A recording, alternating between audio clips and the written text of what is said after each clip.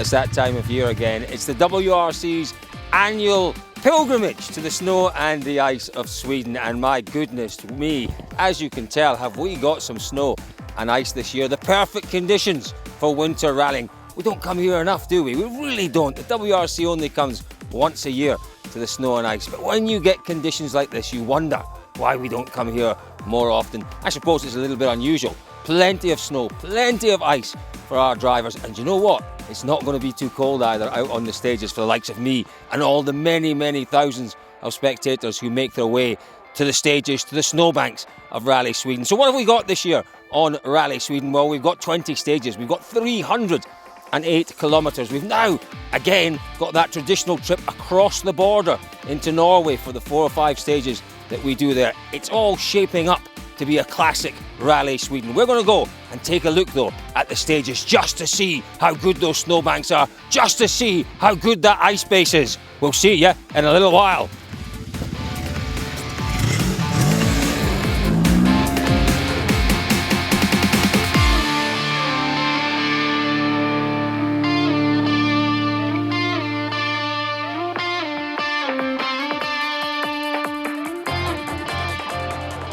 We've left the snowmobiles behind, we've left the lakes behind, and we've come out into the stages of Rally Sweden. This is the stage that starts in Sweden, dips into Norway, and ends back in Sweden again.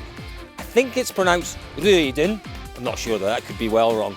As I say, we're out in the stages now. Sweden, what do we hope for? What do we pray for when we come to Sweden? Snow. What else do we hope and pray for? Snowbanks. Well, look at these. Just look at these snowbanks. This has been cut through this part of the stage here. Now, there are various types of snowbanks. What you need with a snowbank is a little bit of solidity, something that you can lean the back of the car into if you're going a little wide, and it doesn't suck you into the snowbank. You want it to ping you back out again. These are almost perfect snowbanks. And you know what? Certainly in this stage, in places, they're even bigger than this. The snow conditions are just perfect. We've had some really cold temperatures. It's what you need. A lot of snow, little bit of melt, cold overnight temperatures. What does that give you? Well, it gives you this. Look at this base. Just look. Come here, Aussie cameraman. Look at this. Look at this base, Aussie cameraman. That is proper ice. Perfect conditions for rallying. The one thing we might have to be aware of, because it is going to get a little bit milder during the day, +3, +4 degrees. Come this way, Aussie cameraman. Watch your footing, come this way.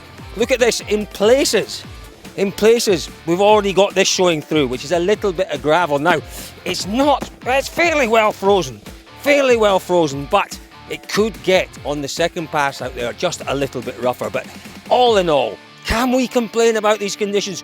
No, we cannot. They are the most perfect conditions we have, I was almost going to say ever seen, but that we've seen in years, certainly that I've ever seen. Perfect conditions for Rally Sweden.